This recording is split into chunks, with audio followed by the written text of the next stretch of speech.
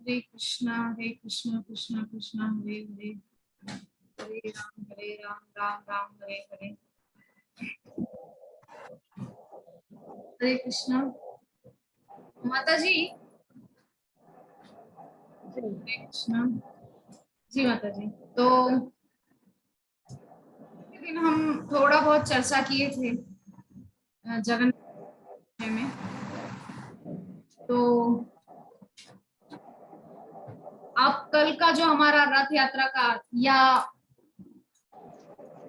Telecast देखे, मैं आप लोगों से बोला था कि दूरदर्शन लोग देखिएगा, बहुत ही सुंदर बहुत विहंगम दृश्य होता है पुरी की रथ यात्रा। जी माता जी, हम तो यहाँ जो निकला हुआ था उसी में चले गए। बहुत अच्छी बात है। हम 2 बजे करीब में ये तो अच्छी बात है। माता जी तो इतना जी ना, इतना दिन तो नहीं देखे थे, लेकिन कल जो गए थे तो थोड़ा रस्सी भी पकड़ के खींचे और पीछे से लगा कि इतनी भीड़ थी कि लगा कि उसी में दबा जाएंगे। तो फिर भगवान के प्रार्थना करके प्रणाम करके कहें कि प्रभु अब तो हम नहीं जा सकते हैं, इसी में दबा जाएंगे, गिर जाएंगे, इतनी भीड़ थी। तो फिर उनका प्रसाद लिए। अभी भीड़ जब खत्म मतलब चली गई, आगे राम मंदिर जाता है वे यहाँ जगन्नाथ मंदिर से, तो कल देखें कि कैसे मतलब रथ खींचा जाता है और रथ में कितनी भीड़ होती है। वही दीवा माता जी बोली कि दीदी 2:30 बजे 2 बजे आप आ जाइएगा बीजीएच के पास और वहीं से दर्शन हो जाएगा। तो फिर फोन करके बोली कि नहीं, यहाँ से निकल गए हैं, चले गए फिर यहाँ वहाँ चले गए, ये फिर राम मंदिर गए। राम मंदिर में भी बहुत लेट अभी था, मैंने वहाँ गए तो उनसे दर्शन करने के लिए करीब करीब 2 घंटा बैठना पड़ता। तो फिर बेटा बोला कि मम्मी चलो इसी रास्ते से वहाँ पत्थरकट्टा चौक के पास मिल जाएंगे। उससे भी आगे थे, वो 4 में थे। तो फिर वही जाके दर्शन हुई और रस्सी थोड़ा पीछे से हम खींचे, मैंने आगे खींच रहा था, लोग पीछे भी पकड़ लिए रस्सी और गए हम खींचते हुए। बहुत सुंदर। और ये तो आज देखें यहाँ का जो मायापुर वाला जो है, तो आज वही खोल खोल के देख रहे थे। बहुत भीड़ था यहाँ पर भी माता जी। जी जी जी। यहाँ खैर यहाँ तो इतनी छोटा सा में इतनी भीड़ थी, तो वहाँ तो बहुत बड़ा है। और इधर प्रभु जी क्लास लिए थे आज, तो हम देखे नहीं, अभी खोले तो देख रहे हैं कि प्रभु जी तक क्लास लिए। असल में आज क्लास इतनी जल्दी करने का जो प्लान हुआ वो इसीलिए हुआ क्योंकि शाम को तो फिर मंदिर में जाना रहेगा ना, गुंडीचा मंदिर में जगन्नाथ अष्टकम पाठ होगा। कल ही जगन्नाथ अष्टकम का पाठ हुआ था, लेकिन मंदिर गुंडीचा मंदिर आते आते सबसे पहले बलदेव पहुंच गए 8 बजे, लेकिन सुभद्रा और जगन्नाथ को आते आते तो 8:30 हो गया था। जी वैसा ही यहाँ भी करीब करीब 7, 7:30, 8 बजे तक इंतजार करने पे ही राम मंदिर में दर्शन होता है। तो वहाँ नहीं बैठ जा करके रास्ते में ही दर्शन कर लिए। हाँ, तो हम लोग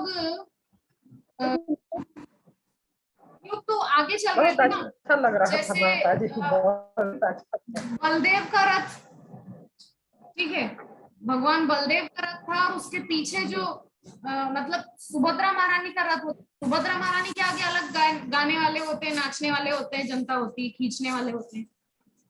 तो हम जी मतलब सुभद्रा महारानी के रथ के आगे जो गाने वाली पार्टी होती है उसमें प्रभु जी को ड्यूटी मिला था, तो मैं भी साथ में। लेकिन उससे पहले जब राजापुर पहुंचे यहाँ से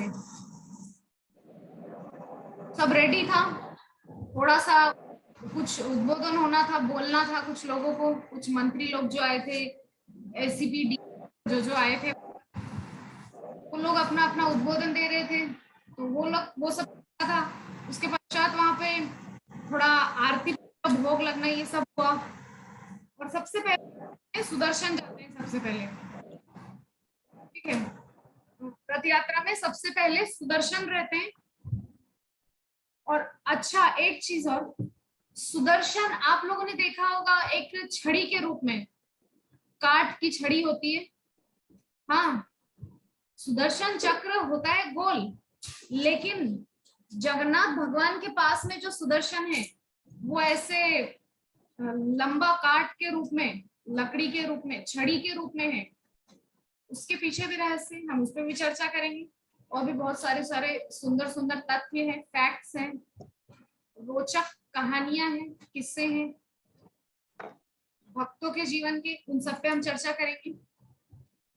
तो सबसे पहले जो मैं बता रही थी कि हम राजापुर गए, तो राजापुर जाने के बाद कुछ आधे घंटे बाद, और एक सबसे अच्छी चीज मैं आप लोगों को बताऊं, परसों के दिन बहुत तेज धूप थी, आज भी बहुत तेज धूप है, लेकिन कल रथ यात्रा के दिन पूरा दिन धूप नहीं निकली। इनफैक्ट बारिश हो रही थी हल्की हल्की, जब रथ यात्रा शुरू होनी थी उसके थोड़ी देर पहले बहुत हल्की हल्की सी बारिश हो रही थी। इतना अच्छा लग रहा था ना राजापुर में, तीनों विग्रह रथों में बैठ करके तैयार, और इतना सुंदर रथ सजाए हैं तीनों भाई बहन के, देख करके आनंद आ गया। और रथ तैयार है, उसके बाद बारिश हो रही है, भोग लग रहा है, उधर उद्बोधन चल रहा है, मंत्री मंत्री खंत्री जो जो है वो बैठ के अपना अपना जो भाषण है वो दे रहे हैं, और ये सब चल रहा है। तब तक क्या होता है कि रथ चलने का समय आ जाता है, तब बारिश रुक जाती ताकि लोगों को कष्ट ना हो रथ खींचने में, क्योंकि चिकना हो जाएगा रोड, तो फिसल जाएंगे, चल नहीं पाएंगे, कीचड़ हो जाएगा। तो ऐसी सुंदर व्यवस्था भगवान की रहती है ना। जगन्नाथ है, जगत के नाथ है, और कल्पतरु है, करुणा सिंधु है, अत्यंत दयालु है। आप यकीन नहीं करेंगे, बाकी दो रथों के गायक मतलब जो गायक पार्टी थी उसका मुझे पता नहीं कि वहां पे माताजी लोग को गाने दिया गया या नहीं, लेकिन जिसमें हम थे उसमें मुझे गाने का अवसर मिला, सच में। अब ये जगन्नाथ की कृपा है या जगन्नाथ देवदास की कृपा है वो मैं नहीं जानती क्योंकि उनका उस सुभद्रा महारानी के रथ का जो गायक पार्टी का जो इंचार्ज था वो मेरे प्रभु जी को बनाया गया था, ठीक है। तो वही मैं सोच रही थी कि ये इनडायरेक्टली भगवान जगन्नाथ, जगन्नाथ देवदास के जरिए मेरे ऊपर कृपा कर रहे हैं।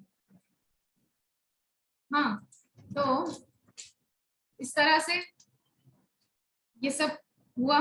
तो पहुंचे हैं वहां पर, जो परेड करते हुए जो बच्चे लोग जाते हैं बैंड बजाते हुए, वो लोग चल रहे थे आगे, सुदर्शन आगे निकले हैं, और मैं बिल्कुल रोड पर आकर के वेट कर रही थी, जैसे ही रथ आएगा तो मैं दर्शन करूंगी। लेकिन ऐसा हुआ कि जैसे ही बलदेव का रथ आया, पता नहीं क्या मन में आया कि चलो इसी रथ को पकड़ के खींचने लगते हैं, जब सभी खींच रहे हैं तो मैं क्या खड़ी रहूंगी। तो रथ को खींचना शुरू किया। बाप रे, ऐसा लग रहा है कि रथ को क्या खींच रहे हैं, हम खुद घसीटते हुए चल रहे हैं, अपने आप को घसीटते हुए ले जा रहे हैं इस तरह से पैरों की चप्पल पीछे वाले के पैर में चली जा रही है। आप यकीन नहीं मानेंगे, कल करीब करीब 100-150 लोगों की चप्पल रास्ते में पड़ी हुई मिली है, राजापुर से लेकर मायापुर तक के बीच में। इतनी चप्पल लोगों की छूट जा रही है, क्योंकि आगे बढ़ जा रहा है ना रथ, एक चप्पल छूट जा रही है, दूसरे को लेने के लिए थोड़ी आएगा व्यक्ति पीछे। मेरे साथ भी हुआ, मैंने चप्पल छोड़ी नहीं मैंने चप्पल नहीं छोड़ी, टूटने की कगार पर आ गई, मैंने चप्पल नहीं। पीछे वाली जो माता जी थी उसका बार बार मेरी चप्पल पे पैर रख रहा था और मेरे को ऐसा लग रहा था कि मैं गिर जाऊं। ओ कृष्णा, ओ गोविंदा, ओ जगन्नाथ करते करते किसी प्रकार से मासिर बाड़ी तक रथ खींचा है। मेन रोड आ गया तब बिल्कुल चौड़ा। फिर एक माता जी मेरे साथ में थे, उन्होंने कहा चलो अब सुभद्रा महारानी के रथ को खींचते हैं, ये तो बलदेव का हो गया। फिर चले गए पीछे, तब सुभद्रा महारानी के रथ के आगे प्रभु जी का गायन पार्टी चल रहा था, तो वहां थोड़ा नाचना गाना हुआ। फिर थोड़ा सुभद्रा महारानी के रथ को खींचा और उसके बाद नाचना गाना प्रभु जी गा रहे थे, नाच रहे थे, ये सब चल रहा था। फिर एंड में जाकर के थोड़ा सा जगन्नाथ के रथ को खींचा। बाप रे, जगन्नाथ के रथ के आसपास सबसे ज्यादा भीड़ थी, क्योंकि मेन आदमी तो वही है ना, मेन आदमी तो वही है। असली जिसके लिए रथ यात्रा हो रही है, असली व्यक्ति तो वही है। और क्यों वो असली व्यक्ति है उसका रहस्य आज मैं आपको बताऊंगी। वो कहानी सुन के आज खुद के मेरे रोंगटे खड़े हो गए। इतनी अद्भुत कहानी है ना, सच में आप लोगों को बहुत आनंद आने वाला है। तो इस प्रकार से रथ यात्रा हो रहा था। फिर बड़ी देर के बाद हम लोग मायापुर पहुंचे हैं। मायापुर में तो बहुत धूल उड़ रही थी, क्योंकि जो ये मेन रोड अभी बना है इस पे बहुत बालू रहे थे, धूल बहुत उड़ रही थी। किसी प्रकार से हम कैंपस के अंदर पहुंचे, नामहट्टे गेट। फिर वहां से मुझे गाने के लिए मिला माइक, तो गुंडीचा टेम्पल तक गाने को मिला। नाचना गाना, रथ खींचना, एवरीथिंग सब कुछ किया। बहुत आनंद आया और बहुत थकान हुई। एट द एंड बहुत बहुत ज्यादा थक गए थे। प्रभु जी एक चीज बोले थे, हम तो अब गोबर बन गए। गोबर हो गए, हमको उठा के इधर से उधर रख दो, हमको फर्क नहीं पड़ता, हम गोबर हो गए। इतना थक गए क्योंकि पैरों के तले खड़े रहने की ताकत नहीं, इतना थक गए थे। पैरों के तले दर्द कर रहे थे और अभी भी बॉडी पेन हो रहा है क्योंकि डांस किया है इतना। है? तो ये सब हुआ। और गुंडीचा टेम्पल में जब रथ, जगन्नाथ सुभद्रा तो फिर भी बहुत पीछे थे, बलदेव का रथ पहुंचने सुभद्रा तक का भी आ गया था। गुरु महाराज उधर फुल डोम थिएटर तक आ गया था, वहां तक आ गया था।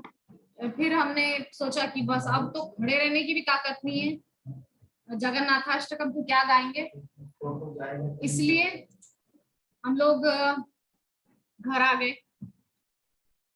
पहले कुछ प्रसादम वगैरह पा लिया हमने उधर ही, मंदिर के उधर ही। फिर हम लोग इधर आ गए घर, और घर में आकर के जस्ट सो गए। लेकिन मैंने देखा विभा माता जी का मिस्ड कॉल था, मेरी दीदी का मिस्ड कॉल था, मेरी माँ का था, तो इन तीनों से मैंने बात की बाकायदा। हाँ, मिस्ड कॉल। उसके बाद मैसेजेस से कुछ उनका रिप्लाई किया, ये सब हुआ। जस्ट चेंज किया और सो गए। कल विभा माता जी का दिया हुआ साड़ी पहना था, मैंने फोटो भी भेजा था, शायद माता जी मैंने भेजा था, प्रभु जी ने भेजा, मुझे याद नहीं आ रहा। और आज जो नहीं भेजे थे ना, वेरी नाइस। प्रभु जी के काम ऐसे ही है, कुछ बोलने से याद नहीं रहता प्रभु जी को। आज जो साड़ी मैंने पहना है, ये प्राणगुण प्रभु जी की जो पत्नी है, धर्म पत्नी, उन्होंने दिया था माता जी ने। तो लगातार 3 दिन से बोकारो से दिया हुआ साड़ी पहन रही हूँ। तो एक दिन का गैप गया बीच में। 29 तारीख को भक्ति विनोद ठाकुर का तिरुभाव तिथि था। हाँ, आप आपका प्रेम है मैं तो बाकी हूँ। कोई बात नहीं, आप बस आशीर्वाद दीजिए, किसी तरह से प्रचार करें, क्योंकि ये जो आंदोलन है ये असल में प्रचार आंदोलन है। महाप्रभु ने असल में क्या लाइन कही थी? महाप्रभु ने जो लाइन कही थी वो महत्वपूर्ण है इस्कॉन के लिए। किस किस परिप्रेक्ष्य में? कि पृथ्वी ते आछे जो तो नगर आदि ग्राम, सर्वत्र प्रचार होय बे मोर नाम। प्रचार, श्रीमन महाप्रभु ने कहा था कि सब जगह मेरा नाम भजा जाएगा, सब जगह मेरा नाम गाया जाएगा। नहीं, ऐसा नहीं बोला। ऐसे ही भजने लग जाएंगे लोग, ऐसे ही गाने लग जाएंगे बिना प्रचार के। इसीलिए महाप्रभु ने जड़ में जो बात है उसको वहां पर पॉइंट आउट किया है। क्या कहा है? सर्वत्र प्रचार हुए बे मोर नाम। तो प्रचार होगा, लेकिन प्रचार होगा कैसे? प्रचार करने से प्रचार होगा। जी जी। वही प्रचार आंदोलन में हम सब जुड़े हुए हैं और आप सभी वैष्णवों से बस यही आशीर्वाद में चाहूंगी कि ज्यादा से ज्यादा हम लोग प्रचार कर सकें श्रीमन महाप्रभु को और श्रील प्रभुपाद के चरणों में अपनी सेवाएं हम दे सकें, अपने गुरु महाराज को हम प्रसन्न कर सकें। ठीक है प्रभु जी, आइए थोड़ा आप स्क्रीन में आइए, हम भक्तों से मिलाते हैं आपको। हमारे घर में एक प्रभु जी आए हैं जो नेपाल से आए हैं। बैठ जाइए प्रभु जी। हाँ, का नाम है सुजन। हरे कृष्णा। हरे कृष्णा प्रभु जी, दंडवत प्रणाम। तो प्रभु जी नेपाल से पधारे हैं, हमारे घर में गेस्ट रूप में आए, हमको वैष्णव सेवा करने का अवसर दिया। प्रभु जी निकल रहे हैं, अभी प्रभु जी जाएंगे सिलीगुड़ी, कल सुबह सिलीगुड़ी पहुंचेंगे, फिर वहां से नेपाल जाएंगे। तो हमारे प्रभु जी जो है बहुत ही सीधे सरल एक शुद्ध भक्त हैं और ऐसे शुद्ध भक्त की सेवा को अवसर मिला। तो इसी प्रकार से हम लोग वैष्णव सेवा में लगे रहे, भक्त सेवा में लगे रहे, भगवंत सेवा में लगे रहे। बस आप लोगों से यही आशीर्वाद हमको चाहिए। ठीक है प्रभु जी, आपको हरे कृष्ण, धन्यवाद प्रणाम प्रभु जी। तो ऐसे प्रभु जी हमारे घर में आए थे, बहुत अच्छा लगा। सच में प्रभु जी बहुत सिंपल है, बहुत सीधे साधे। हाँ, तो हम चर्चा कर रहे थे, क्या चर्चा कर रहे थे माता जी? थोड़ा याद दिलाइए। हाँ, सर्वत्र प्रचार होइबे मोर नाम। श्रीमन महाप्रभु ने कहा है कि हमारा जो ये आंदोलन है, ये प्रचार आंदोलन है। ये केवल घर में बैठे रहने से नहीं चलेगा। आपको भले ही आप एक गृहिणी हैं, आपको आपके आसपास के लोगों को प्रचार करना है, उनको सिखाना है, समझाना है, अपनी तरफ से प्रयास करना है। जैसे हमारे विभा माता जी, आप लोगों को किसने जोड़ा? विभा माता जी ने। आप लोग पहले से तो नहीं जानते थे प्रभु जी को, मेरे प्रभु जी को। आपको विभा माता जी के थ्रू आप लोग हमसे कनेक्ट हुए, है कि नहीं? तो यही है प्रचार जो विभा माता जी ने किया अपने लेवल पे जाकर के, अपने से जुड़े हुए लोगों। क्योंकि हम जब तक अपने सराउंडिंग्स या हमारे आसपास के लोगों को हम भक्त नहीं बनाएंगे तो हम नहीं होने वाला है ना। तो इस प्रकार से प्रचार आंदोलन। तो इससे पहले हम लोग क्या चर्चा कर रहे थे, याद नहीं आ रहा अभी।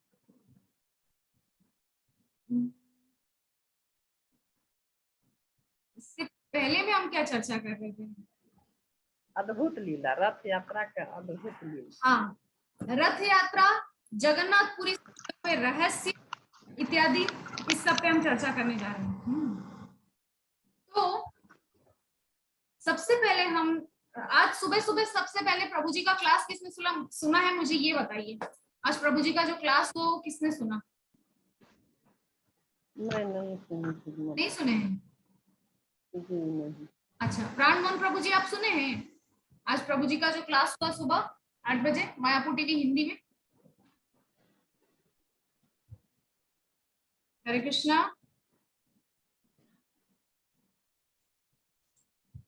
हरे कृष्णा, प्राण मोहन प्रभु जी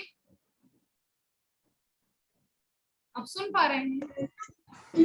नहीं सुने थे माता जी। अच्छा ठीक है, आप भी नहीं सुने। और विभा माता जी आप सुने आज प्रभु जी का जो क्लास हुआ सुबह? अच्छा, हमारे माता जी सुने। ठीक है, तो 2 व्यक्ति ऐसे हैं जो नहीं सुने, तो ठीक है। जो प्रभु जी जो जड़ में जो अभी सुने हैं, ड्यूटी में ही सुने थे। अच्छा, अभी सुने थोड़ा देर पहले। अच्छा, बहुत अच्छी बात है। तो सबसे पहले हम चर्चा करते हैं कि कैसे जो है ये जगन्नाथ धाम, इसका उत्पत्ति हुआ, क्यों, इसके क्या क्या नाम हैं, उस पर हम थोड़ा सा चर्चा करते हैं। देखिए, जगन्नाथपुरी के कई नाम हैं। जगन्नाथपुरी को बोलते हैं शंख क्षेत्र ना, चक्र क्षेत्र, शंख क्षेत्र भी बोलते हैं, चक्र क्षेत्र भी बोलते हैं, श्री क्षेत्र बोलते हैं, पुरुषोत्तम क्षेत्र बोलते हैं। इस प्रकार से कई कई नाम है जगन्नाथपुरी के, और सबसे महत्वपूर्ण जो नाम है वो है पुरुषोत्तम क्षेत्र। तो प्रभु जी ने जो आज क्लास में कथा सुनाई वो इस प्रकार से है। सतयुग में पहले इस पृथ्वी मंडल पे कोई विग्रह नहीं था, एक ही विग्रह था पूरे पृथ्वी मंडल पे, मात्र एक ही विग्रह था। अभी तो जगह जगह पर विग्रह है, हम सभी जानते हैं, गली गली में विग्रह है, नगर नगर में विग्रह है, मंदिर है ढेरों, सब कुछ है। तो इस प्रकार से जो सतयुग में एक ही विग्रह था जो कि नील माधव थे। नील माधव नाम से एक विग्रह था जो कि स्वप्न में आए, किनके, एक सबर जाति का व्यक्ति थे जिनका नाम था विश्व बसु। ठीक है, वो विश्व बसु नाम का एक सबर जाति का व्यक्ति था। सबर मानी की जो शूद्र से भी नीचे होते हैं। ठीक है, ऐसे एक सबर जाति के व्यक्ति वहां पर रहते थे। कहां पर? उत्कल नगर, उत्कल क्षेत्र में, यानी कि उड़ीसा में रहा करते थे। वही मतलब जो आज जगन्नाथपुरी के नाम से जो इलाका जाना जाता है उसके आसपास ही कहीं वो रहते थे, जंगलों में, कबीले में रहते थे। कबीले होते ना आदिवासी लोगों के, उसमें रहते थे। तो उसके राजा थे, वो कबीले के राजा थे विश्व बसु। अब एक रात को विश्व बसु को सपना आया कि मैं नील माधव तुम्हारे बहुत ही निकट उस फलानी गुफा में नीलाचल पर्वत जो है, नीलाचल पर्वत जो है उसके अंदर एक गुफा में मैं नील माधव के रूप में विराजमान हूं। ठीक है, नीलाचल पर्वत पर मैं नील माधव के रूप में एक गुफा में विराजमान हूं, तुम आकर के मुझे यहाँ मेरा दर्शन करो और मेरी पूजा आरंभ करो, क्योंकि यहाँ कोई मेरे को देख नहीं रहा है, कोई मेरी पूजा नहीं करता, तो तुम आकर के यहाँ जो है, यहाँ पर मेरी पूजा अर्चना शुरू करो। तो विश्व बसु को जब ये समाचार मिला है तो विश्व बसु आए हैं ढूंढते हुए, और जब उन्होंने सुंदर नील माधव का दर्शन किया तो मोहित हो गए हैं उस रूप पर ना। तो विश्व बसु ने भगवान के ही बताए अनुसार, क्योंकि वो तो शबर जाति का है ना, कबीले का व्यक्ति, जानता नहीं पूजा पाठ पद्धति क्या होता है, तो शूद्र से भी नीचे वर्ण का व्यक्ति है ना, जो जंगलों में आदिवासी लोग रहते हैं वो है। तो ऐसा वो शबर जाति का विश्व बसु, वो तो जानता नहीं पूजा की पद्धति क्या, क्या आरती करना है, क्या भोग लगाना है, कुछ जानता नहीं। तो भगवान ने जैसा जैसा स्वप्न में बताया था उसी पद्धति से विश्व बसु ने पूजा आराधना शुरू की। और शुरू करने के बाद रोज नियम से वो रोज पूजा पाठ करने लगे। लेकिन विश्व बसु ने किसी को, यहाँ तक कि अपनी पत्नी, बेटी, किसी को भी जो जगह है वो नील माधव जहां पर मिले थे वो जगह का पता किसी को नहीं बताया, किसी को नहीं बताया। हाँ, ऐसा भगवान का आदेश था कि तुम इस गुफा के विषय में किसी को कुछ मत बताना। इसीलिए विश्व बसु ने अपनी पत्नी, बच्चों तक को नहीं बताया। तो कुछ समय बाद उनकी पत्नी गुजर गई, मतलब चल बसी। तो विश्व बसु के घर में जो एक दासी थी, उनकी पत्नी की दासी, उसने विश्व बसु की बेटी ललिता को पाल पोस कर बड़ा किया, मां की तरह। खुद विवाह नहीं किया, ऐसा त्याग उसने किया।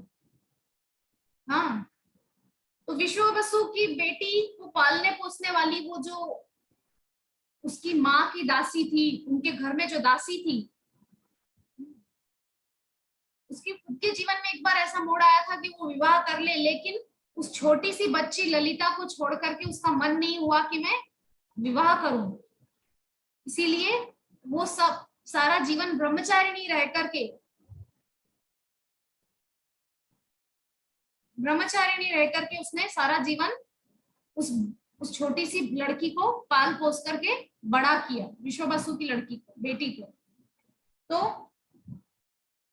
इस प्रकार से विश्ववसु अपना जो पूजा पाठ है वो निरंतर करते रहे। इधर किसी को जानकारी नहीं कि ये कहाँ जाते हैं, लेकिन इतना पता था कि एक विग्रह है जिसकी पूजा करने के लिए जाते हैं, लेकिन कहाँ जाते हैं ये नहीं बताया था आज तक विश्ववसु ने। तो वहां पर जो उज्जैनी है, जहां से मैं बिलोंग करती हूँ, उज्जैनी के जो राजा हैं, राजा इंद्रद्युम्न, ये सतयुग की कथा है।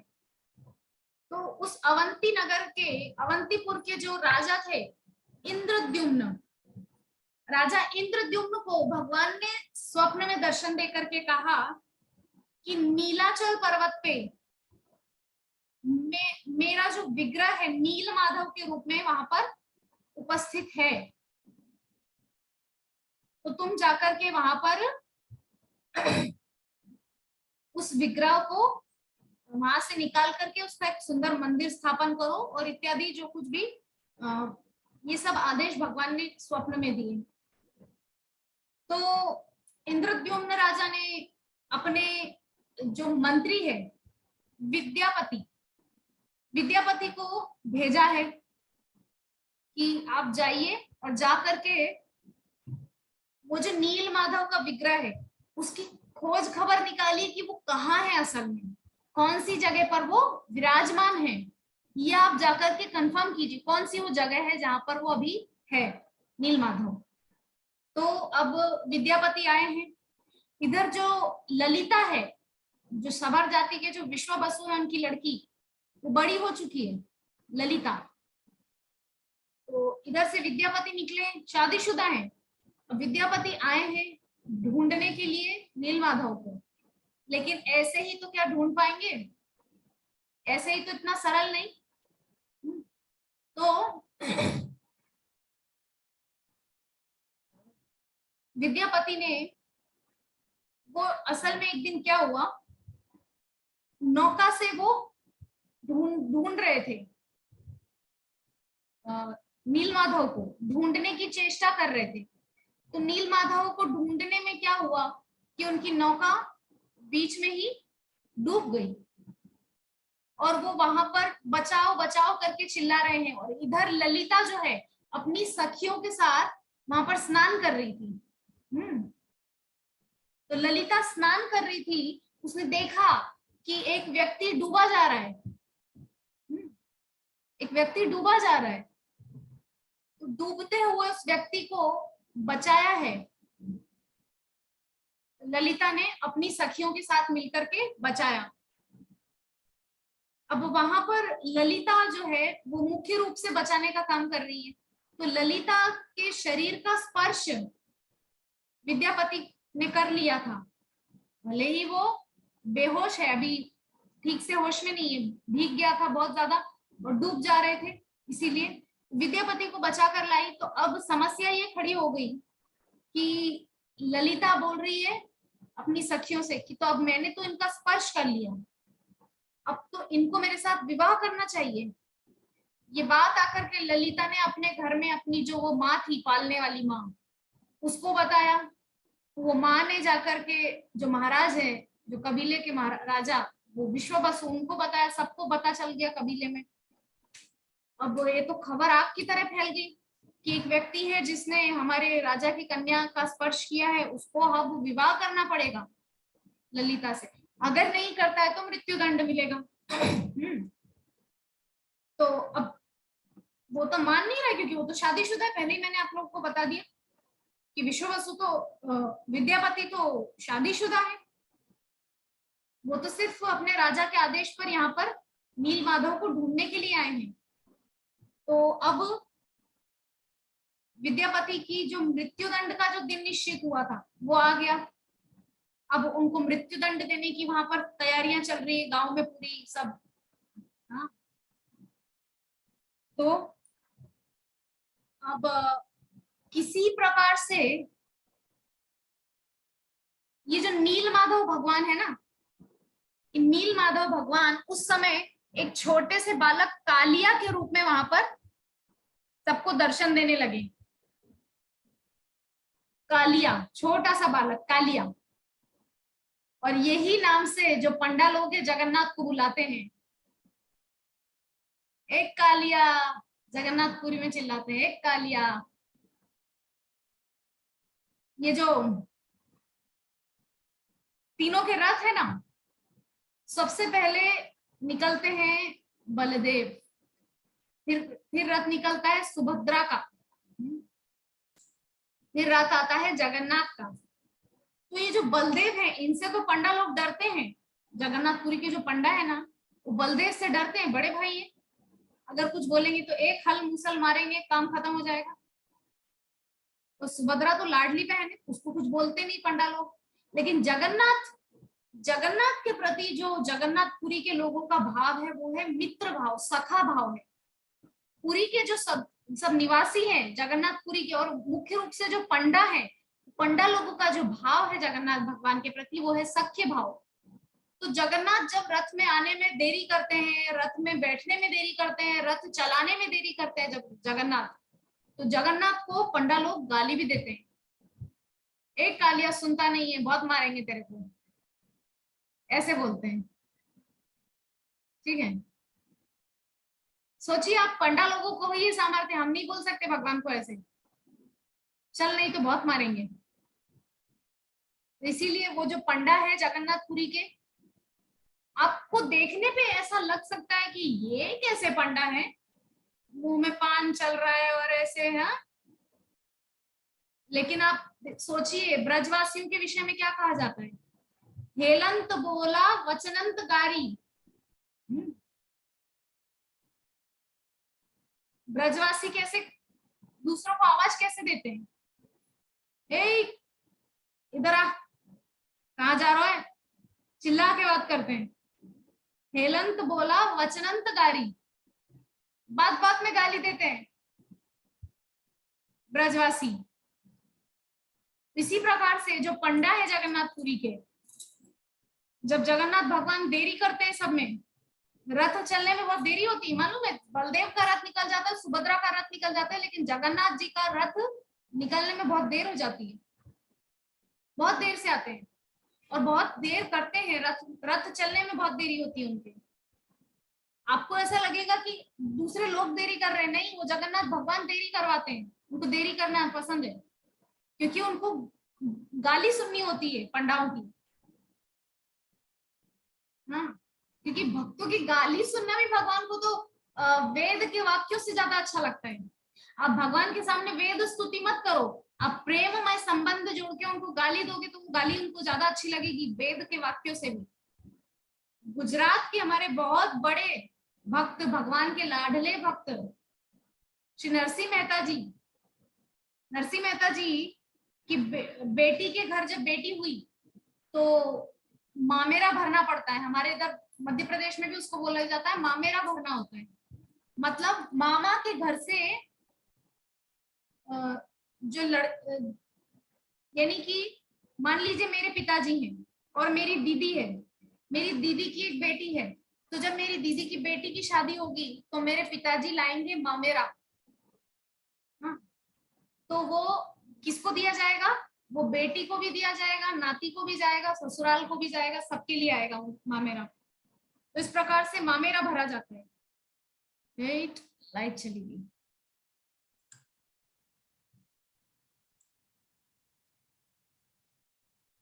तो वीडियो क्वालिटी अच्छी नहीं है क्योंकि एक ही लाइट चल रही है। ठीक है, फिर भी हम कोशिश करते हैं। तो इस प्रकार से जब नरसिंह मेहता ने देखा मामेरे का वक्त आ गया, लेकिन नरसिंह मेहता तो भिखारियों की तरह रहते थे,